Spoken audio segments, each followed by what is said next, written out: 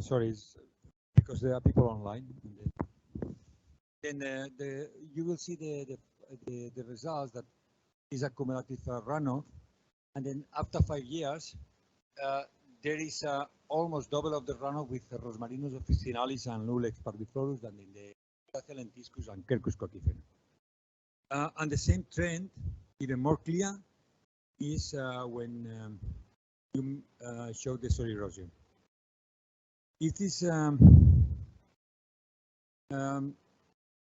very clear that there are some plants that they protect more the soil than the others.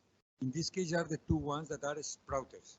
So the Mediterranean plants, they use different strategies to recover after mainly forest fires. And one is to sprout again, or the other is produce out of seeds. And then here, the sprouters are much better. Well, some statistics I will pass. This is the relationship between even the rainfall in each event and the soil erosion. You need more than 10 millimeters to have runoff. If you don't have 10 millimeters, you don't have runoff. And you start to have really a lot of runoff when you have more than 50 to 60. There is a clear trend on that. And then the statistics show that the vegetation cover was very similar.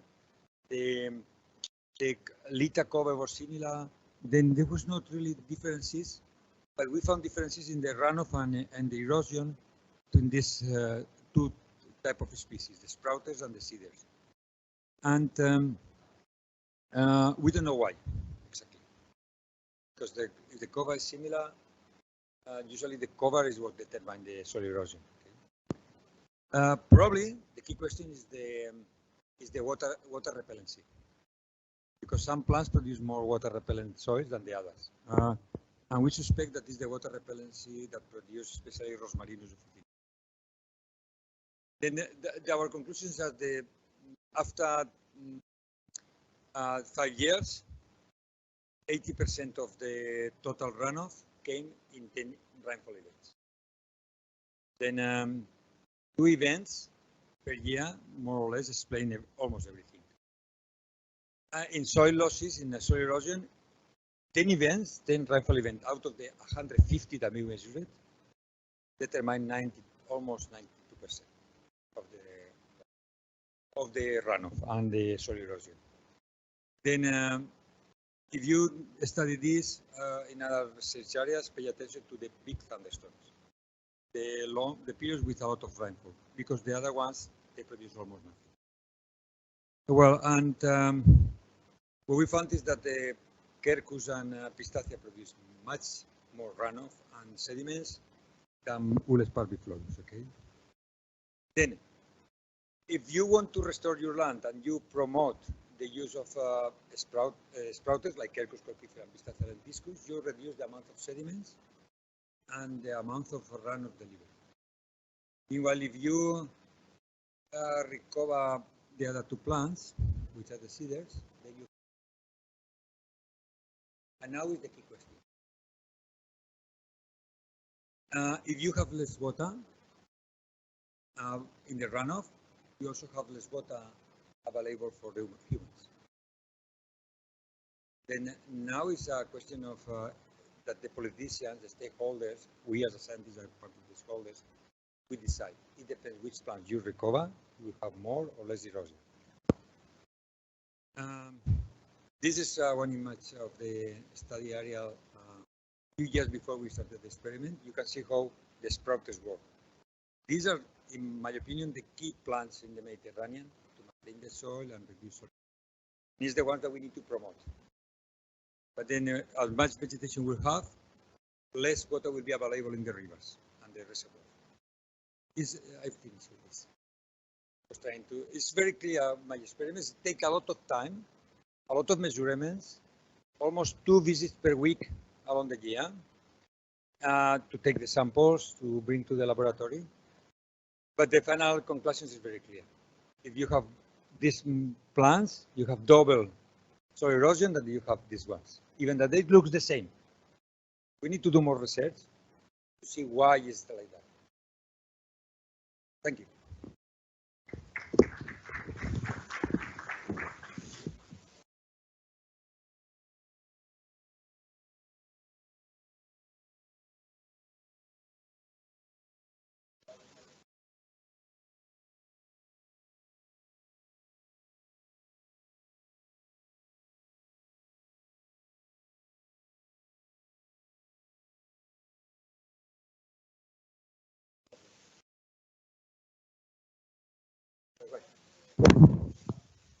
Want to record your question?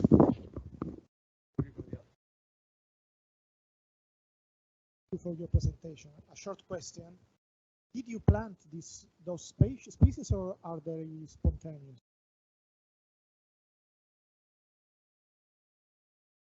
They are completely spontaneous. In fact, this area was planted 2004, and I started my experiment in 2010. They already had a cover that was like 80%. And then I was just trying to understand. We did the same with Quercus ilex and with Aleppo pine. And then this is published in a different paper. But Aleppo pine,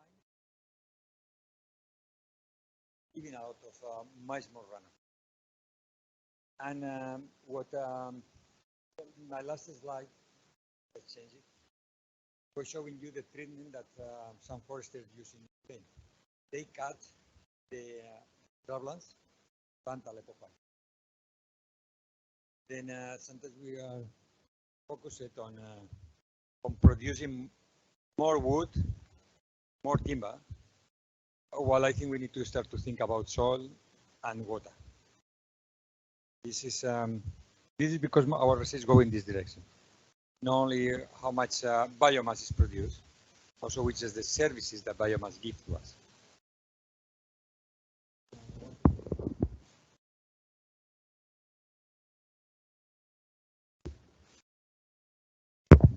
Thank you. I have Paulo Sangali from Spain. I have a question. How is the distribution, the natural distribution of these plants in the natural side? These plants are especially favorite for the fires, yes? Have you seen the roots of these plants, the cohesion between the roots? Maybe there's a...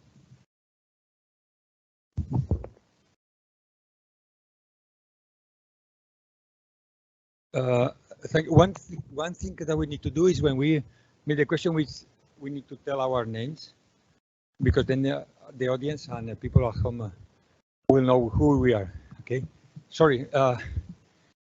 This is a key point. Okay, the distribution is natural. After the forest fire, some plants sprout, and some others they produce new seeds, and this is very important. What your question about the roots, because the roots of the plant that is sprouted is already there, probably for centuries, and then they create macropores. You know, they establish a system to allow infiltration deeper. Meanwhile, the seeders, they create a new system of roots, which they need to create. Then, but in the other way around, the seeders, there are plants that were dead by the fire, and they have also roots that now are decomposed, that they can act as a macropores. This question and the water repellency generated by some of the oil that is in the, for example, in Rosmarinus, should be the explanations of why these differences between the two plants that they have more or less the same cover, the same biomass. Okay? But this is probably we need to go to a laboratory to do this kind of measurements. In the field, it's very difficult. It was very difficult to maintain the plots. Every time you need to repair, to check that the water was flowing to the containers, and it's a lot of hours of in the field. Any question more?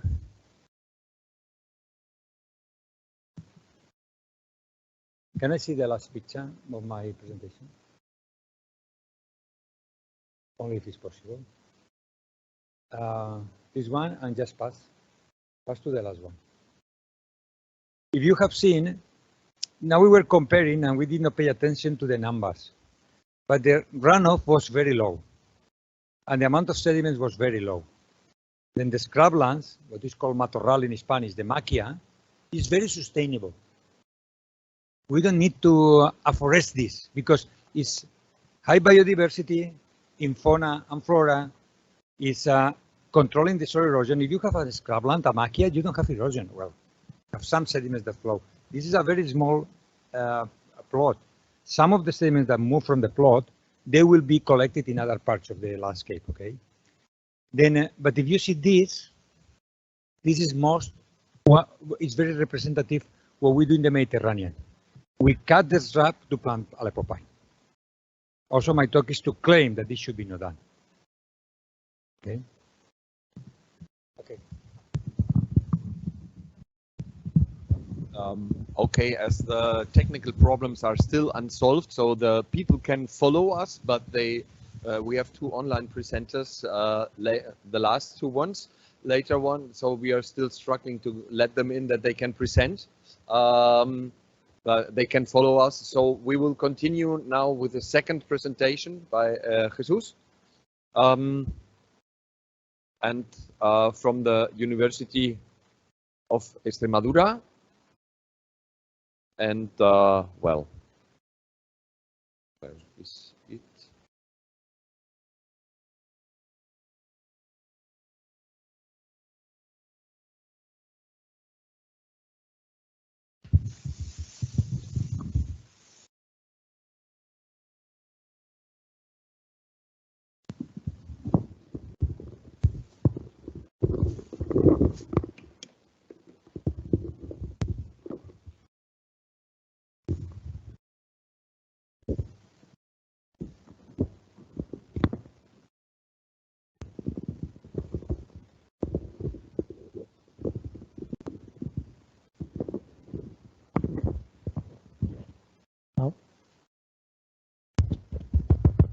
Okay.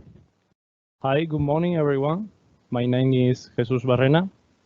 I'm from Spain. Currently, I am working in the specialization of edaphic variables, but going out the cartography fields. Today, I'm going to tell you about one of the main soil processes in the rangeland of Extremadura, which is the soil nutrient washing in the ESA farms in the southwest of Spain. The ESA is the name in Spanish, but montado is in Portuguese. Okay.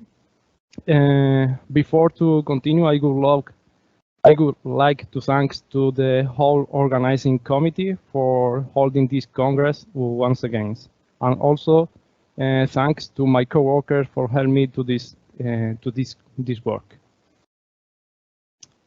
The rangelands in Spain, of southwest of Spain and in Portugal, cover more than 30,000 square kilometers. And in Extremadura region, and this area occupied raised 1.3 million of hectares. Also, this ecosystem is characterized by a long-established multifunctional ecosystem in the southwest of Iberian Peninsula, often with extensive livestock farming of indigenous breeds for meat production mainly, like sheep, pigs, cattle, and goats. Often with large farms above of 100 hectares, and also is characterized by scattered trees, mainly cairns and pastures. Savanna-like appearance. Also, this ecosystem time is the main life support for millions of livestock. And it has been considered of a high natural value in the European Union as a natural habitat of community-wide interest. Standing out among other characteristics for their high productivity and diversity of species. So, in this respect, the content of soil nutrients is therefore crucial both to ensure soil fertility and to provide the pasture production for animal feeding. Nonetheless, the nutrients are unequally distributed in space because of local topography. But this spatial variability has been little studied so far in this kind of environments, despite being a key factor on the spatial distribution. So the objective of this work was to quantify the amount of key nutrients in soil fertility in 5 representative farms, to analyze as local topography influence in the spatial distribution of soil nutrients, and to verify if this variability has effects in the pasture production. To do this, different soil properties like nitrogen, phosphorus, potassium, and soil organic matter were analyzed in 97 sampling points. Also, the pasture production was sampled for 3 years. All of the farms share the same lithologic materials, mainly slate with predominate with slate and granitic. In general, we found that shallow and very poor soils. With respect of the experimental testing in this work, we used the digital terrain model from which the slope model and topographic positioning index were calculated in order to consider different topographic positions, with the idea to classify it in summit, middle slope, and valley bottoms. So, after classifying it as a catenary rationale, we did the fieldwork. So, as a result, we found that according to some soil quality indicators for the rangeland of Extremadura, it could be seen that our farms have a relative high, moderate high quality, but the results need another viewpoint. Why? Because if we see that the result of the value or values from the slope models, we can see that in the middle slope, the values were highest than in the other 2 positions. But this could be obvious, but how can affect this in the soil properties? Well, we found that in all cases, the values for the middle slope were lowest than in the other 2 positions, especially in properties like nitrogen, phosphorus, and potassium. In the case of soil organic matter, the difference decreased with values between middle slope and valley bottom were similar. But what about that? Well, if we see the importance of phosphorus in the dry matter production, we could see that the phosphorus loss in the middle slope are reflected in a significant decrease of dry matter production in the middle slope. This could translate in a 1 bale loss of almost 500 kilograms between summit and middle slope, and 2 bale loss if we compare valley bottoms and middle slopes. Moreover, this difference could be more significant if in some farms where the middle slope reaches 50% of the total farms, and even more than 60%. Don't worry, because we have compensated the dry matter production for the production for the valley bottom. But if we see, if we used the protein values, we can see that in the valley bottoms, the pasture are less protein rich. So in the valley bottom, we have more more production but less quality. So at the end, as a preliminary conclusion, because this is a study that has not been completed yet, it could be said that in this study showed that the soil nutrient washing, keys in the fertility, can lead to a significant reduction in dry matter production on middle slopes. That considering that these areas can reach to 50% of even more, or even more than 60% of the total farm, it is necessary to ensure grass cover for a good part of the year, especially at the end of the summer, in order to reduce nutrient losing. And furthermore, the need to consider special variability in the experimental design for future fields campaigns was also evidenced. And here we can see a good example that what happened at the end of the summer in our farms. In the left side, we can see a soil without grass cover at the end of the summer and what happened after rainfall event. And without more delay, thank you so much for your attention.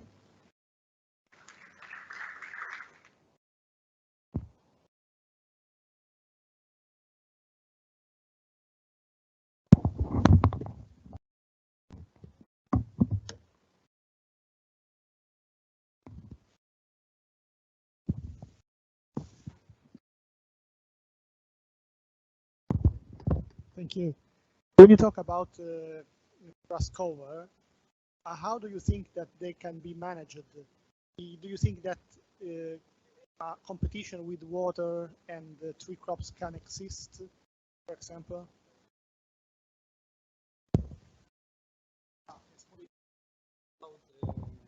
Without crops, it's without crops, but it's true that depend on the management, but in that areas, it's the same management. It's a conventional management, but it is